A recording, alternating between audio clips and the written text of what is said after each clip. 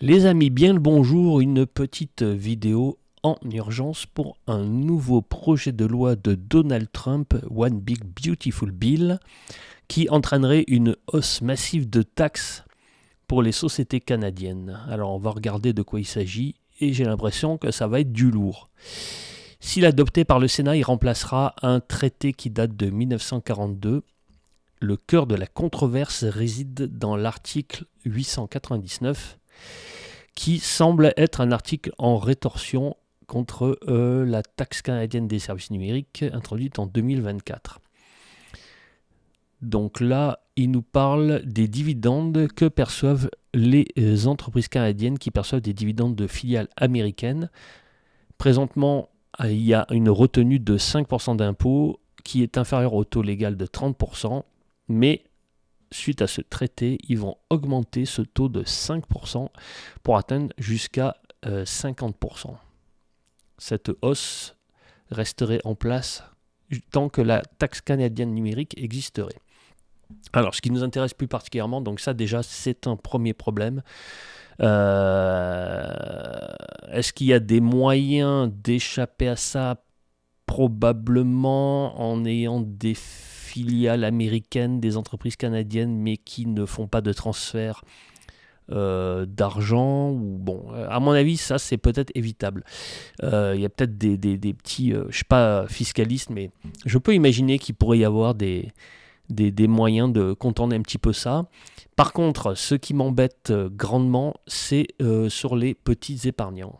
Les particuliers ne seront pas épargnés. La retenue d'impôt à la source pour les détenteurs de titres américains passerait de 15 à 50% selon la même logique. Alors bon, si on suit la même logique, ça va être une hausse progressive de 5% par an, donc on a le temps de voir venir, pas besoin de paniquer. Néanmoins, c'est vraiment problématique. C'est vrai qu'on est quand même choyé puisque dans des comptes non enregistrés ou dans des CELI, on paye 15%, on a une retenue à la source de 15% pour tous les dividendes que l'on reçoit d'actions américaines. Alors c'est évident que si on passe à du 50%, là franchement ça devient pensez-y bien parce que 50% de retenue à la source, ça va vraiment frapper fort. Alors, on voit que le Premier ministre ne veut pas, pour l'instant, renoncer à faire une part équitable. Alors, ce qui m'embête le plus particulièrement, ça serait que ça toucherait également, apparemment, les régimes de pension du Canada, les entités publiques, les Premières Nations.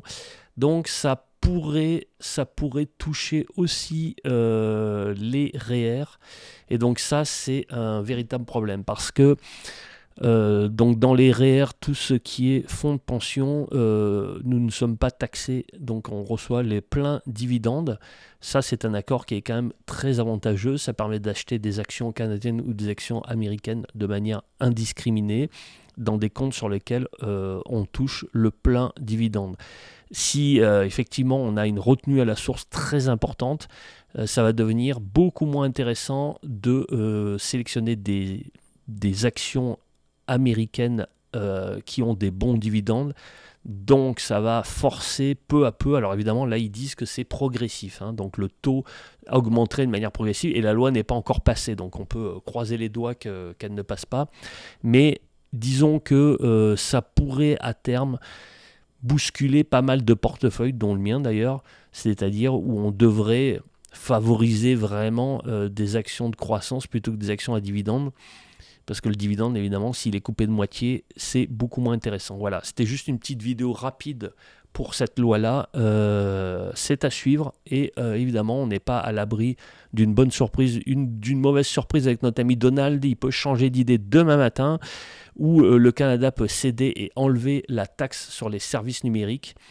Dans tous les cas, on va suivre ça de très près et je vous souhaite un bon week-end. Ciao.